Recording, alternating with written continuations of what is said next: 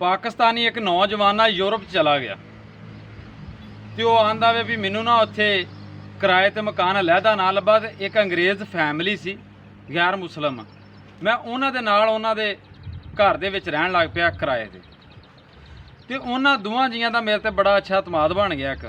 तो उन्हां दा एक छोटा जिहा बच्चा सी। एक दिन है मैनू छुट्टी सी ते ओह किते बाहर चले तो मैनू उन्हें आख्या तू आ बच्चे का पिछों ध्यान रखी, असी किते काम ते चले आंदा। मैं आख्या जी ठीक है बच्चा रहन दे उत्थे। वो जिहड़ा न्याणा सी ना वह फिरद्यां फिरद्यां किते किचन च चला गया तो किचन दे विचों ना अचानक एक खड़के की आवाज़ आई।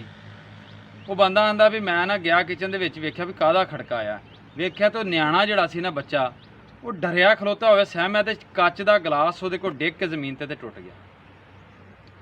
आंदा जो मैं न्याणा वेख्या ना डरिया तो उन्होंने मैं आख्या भी तू तेरे माँ प्यो होण दे ना तो तू उन्होंने कह दी ये गिलास अंकल कोलों डिग्या सी ते ओहदे कोल टुटिया। आंदा मैं तो इस गल तो आख्या भी न्याणा में तो इनू मारन दे ना हो तो न्याणे का भी चल डर खत्म हो जाए। जदों वो वापसी आए उन्हें आन के अपने बच्चे नूं पुछया तो बच्चे ने उन्होंने सारी गल दसती।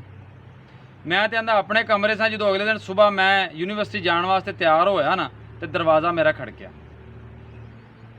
वो जी न्याणे की माँ सी ना उन्हें आख्या भी असी तेनू एक अच्छा तो शरीफ इंसान समझते सां ते सच्चा इंसान, पर तू साडे न्याणे नूं झूठ ते मादा किया झूठ बोलण वास्ते।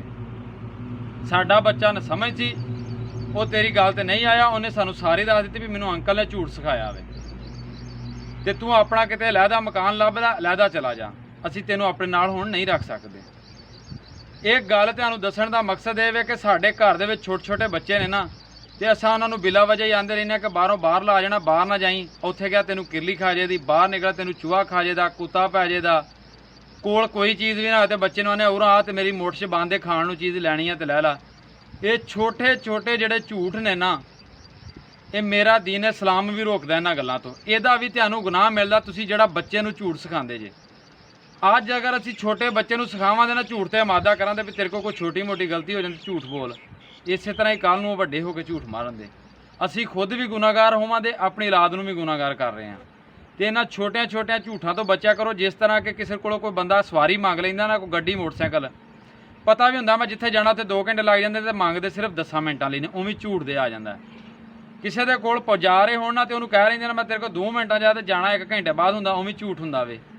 घर बैठे होंदे ने बाहरों न्याणे को आवाज़ मारे तो न्याणे नूं आंदे ने उन्होंने आखी मेरा अब्बा घर कोई नहीं। इवें दियां गल्लां दस के तुसीं अपने बच्चों नूं खुद एक झूठ वाले पासे ते गलत पासे लैके जा रहे जे। तो एक काफर सी गैर मुस्लिम सी वो अपने बच्चे नूं झूठ नहीं सिखा रहा, जिहड़ा साडा दीन 1450 साल पहलों सानूं दस रहा वे कि तुसीं अपने बच्चे नूं झूठ नहीं सिखाना, अपने बच्चे नूं अच्छी तरबीयत दिओ, अच्छा माशरा दिओ ताकि कल नूं अच्छे इंसान अच्छे मुसलमान बन, लोग इन्हां तो कोई सीखण। असीं अपने बच्चों नूं गलत पासे लैके जा रहे हैं, जिहड़े गैर मुस्लिम ने वो साडियां चीज़ां अपना के ते अपने बच्चों नूं सीधे पासे लैके जा रहे हैं। बाकी मेरी दुआ है कि अल्लाह पाक खुश रखे तो इस गल ते तुसीं भी अमल करियो।